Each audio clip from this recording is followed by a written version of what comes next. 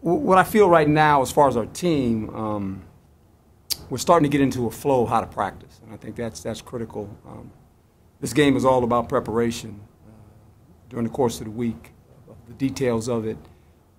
We're involved with a look team on both sides of the ball, and I think those guys are giving us a great look. And that's a job that no player really relishes, in the fact that I'm on the look team, and I try to pose this scenario to them. Being on the look team doesn't define who you are as a player. It actually helps you in the fact that we're evaluating those positions because you're playing against our #1 defense and our #1 offense. And I think they're starting to understand that. A lot of energy out there on both fields. So that's a good thing, but still a lot of work to be done. This is a very, very good football team. We understand that. They're very well coached. They relish moments like this where they get national exposure. They're used to playing in national televised games because they've been so good for so many years. They have a great system on offense, defense, a very solid football team. They don't beat themselves much at all. When you look at last week's game, the first week of the season, things happened. They had 9 penalties, but that's generally not who they are. But some things stood out. They had the ball, as I said, 37 minutes. They ran it 42 times. That's kind of their calling card. Defense only allowed 25 yards rushing. So they hang their hat on who they are, and so we have to be well aware of that when they walk in the stadium. Questions? Yeah, he's got some personal things he's dealing with, and I'll just leave it at that. He's, like I said, his personal matters are his personal matters, and yeah, we'll see where it goes. Well, we've got a couple guys, and right now we're anticipating that we're going to play football with the guys that are available. And Hemsley is there, Zach Robinson can be there, Steve can be there. We've got a host of guys that can play the position. Where that's what makes it so unique for us. I think we did some things on the off season with the offensive line that allowed us to rotate some guys in and out. But we anticipate when Saturday night comes that we'll be full go. So that's where we're at.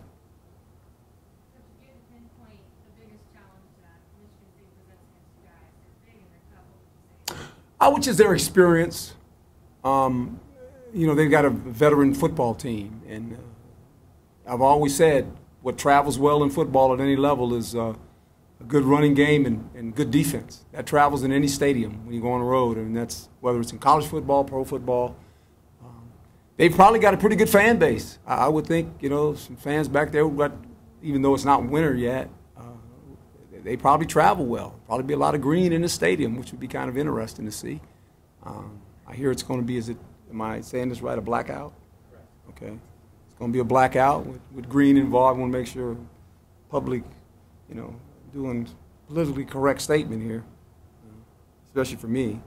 So sometimes I get off track. My wife tells me that every once in a while.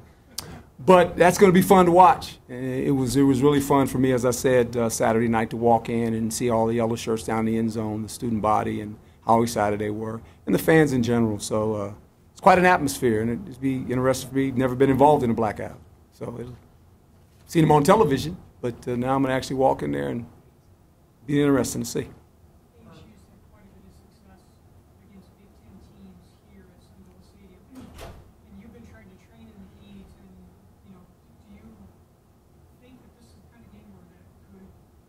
Well, I think stamina is always the thing that you think about in football, and the teams that are well conditioned, especially in the second half, because when you're not in condition, mental errors appear. Drop balls, missed tackles. A lot of it has to do with fatigue. A lot of it has to do with also possessing the ball on offense. Any offense would tell you, if you give me 85 plays against a defense, I probably got a chance to fatigue them, right? I mean, that's just the way it works. I mean, these guys had 75 plays on offense. Ran the ball 42 times. You're possessing the ball. I mean, college football is about possessions. It's about what do I do with the possessions I have. It's about scoring points. Defensively, the the mindset defense is always this, and it's more difficult than in college than in pro. When you get past the 70 mark of snaps, fatigue sets in because you chase the ball. You know, defenses are built to chase the ball. How do you get off the field? Well, you turn it over, you intercept the ball, you knock the quarterback down, you have to get off the field. And when you're not able to do that, those things add up. Those extra plays add up, especially in tight ball games.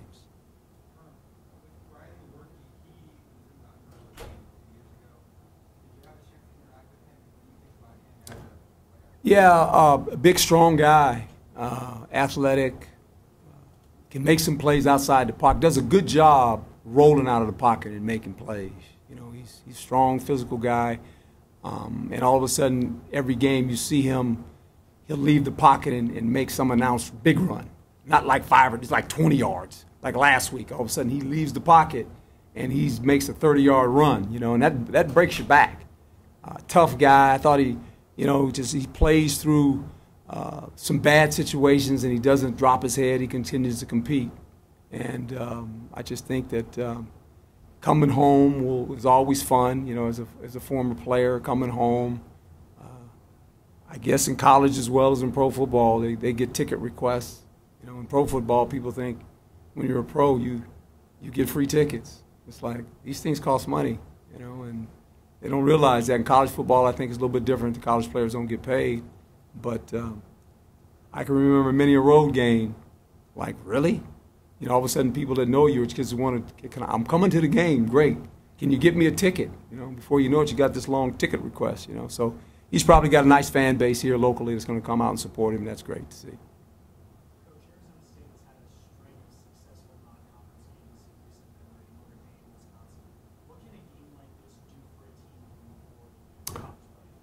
Well, I think anytime you face an opponent with an established football program, and this is one that's been established for 50 years, Michigan State. I mean, it's an established program. When you say Michigan State, people go, I know what that is. I know what that is. I mean, growing up, Michigan State, Michigan, I get it. Ohio State, I understand it. I think if you're a football fan, there's a burden with that too, because sometimes when you have this pristine name, more pressures on you because the expectations of the fan base for so many years, you've been this. Well, college football has changed because of television. So everyone's on television now. Back in the day, there was only certain conferences on television, and they got a host of a lot of the really good players because they were the national games on television, and you wanted to be on television if you were out of state. So you needed to go into one of those brand schools that put you on television. Well, now everyone's on television. But the perception of those teams that you've seen and your father has seen and your grandparents have seen, they still think, well, that's Michigan State, or that's Michigan, or that's Ohio State. So there's a little bit more of a prestigious name for those programs. And so that's, when you beat a team like that, if you're able to win a game like that, it helps you, no doubt.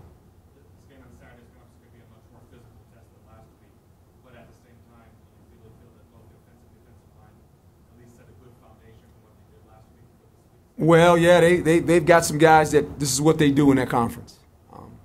No fair dodging. They hit you, and they come downhill. They come downhill in a hurry. They're big. They're physical, and that's the DNA of that conference. Okay, when you watch the conference, there's a lot of teams are similar in their mold of interior players, right? That's kind of who they are. Now, the perimeter, everybody's a little bit different on the perimeter, but the interior guys are big, physical guys that take up space, that are tough, that rattle your teeth on both sides of the football, so you got to be ready for a game like that. And you got to keep your emotions intact, too. How do you do that, Coach? Because they're going to get shit.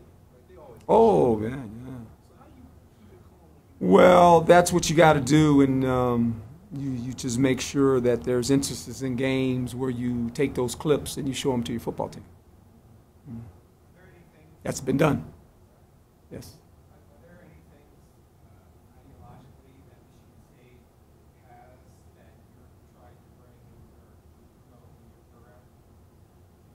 They've got an established program, right? I mean, they're Michigan State. I mean, they're in the top, 10 top 25 probably every other year or so. It seems. I don't know. I don't keep up with. I'm not going to sit here and say I know all the numbers, but you hear the name and you go, oh, yeah, got a coach who's been there for 12 years. He's developed a program, and they have a DNA of the players they select. They're very comfortable with who they are, and I think that's what good programs eventually want to evolve to be, right? There's some consistency to that. I mean, the one that comes to name in our conference of late is Stanford. You know, they've decided to have this certain DNA, and there's a lot of great teams. I'm just picking them though. I mean, because I played in this conference when I was in the Pac-8, and I don't know if Stanford was considered, you know, and I'm not. And now people from Stanford say, oh, you know, and I get it, but I've watched them over the years. I live on the West Coast, and kind of the other teams have maybe the shinier name, and you hear it, but then you watch those guys play, and they're as good as any team in this conference. And so that's what you're trying to establish as a program. Yeah. Which player on the defensive side of the ball for Michigan State jumps out to you most? Number 99. He's a big, powerful man. He's a Sunday player. 27 does a nice job. You know, they've got some tough guys. I mean, they've got some outside guys that can 48, 96. They you know, I go by. I'm a number guy. I remember numbers better than names. So I'm not. I'm just a number guy. I just call players by their number. Yeah, they got some good players. I mean, they've got good players. I could list them all, but you know, I'm not here to do that. How many did you say? That's experience. Yeah, that's a lot of experience. Yeah. What's the biggest aspect offensively you'd like to see improvement over in this game from UCSF? Sustainable drives. We didn't sustain enough drives. And I say that as you're playing the 7th-ranked defense in the country. So, but that's the truth. I mean, you know, we had some big plays, but we have to have sustainable drives. We have to move the ball. And you're not going to get big chunks against these guys. Every possession is critical. Every yard is critical. They don't give you extra yards. You got to earn them, you know, and you can't drop a pass. You can't have a false start. That doesn't work good against these guys, you know. They like you say, 19 starters coming back. That's the whole team, to be quite honest. And so that means some other guys played some too. So and that's why I say they're very experienced. Do you ever feel like you're saying that this week is kind of a greater litmus test for your team, kind of knowing what you have in your team? Well, I think, yeah, I would say this. I think every week you look for improvement. That's college football. I think you improve the first 2-3 weeks. In the National Football League, you say it's the first 4 games. Figure out who you are, because you got 16 of them. So in that league, it's 4, because you don't play a lot in the preseason. The starters play maybe 60 plays at the most, 65 out of 4 games. So it's the 4th game of the season. You kind of figure out. You go back to the drawing board and say, here's what we are. We got this on tape. These are the guys. Okay, how do we improve it? What are our deficiencies? College football is probably 2. You know, 2nd game, going to the 3rd game, you're going to have a pretty good idea of maybe what you are. Because you're not getting any new players. Last time I checked, you play with the guys you got.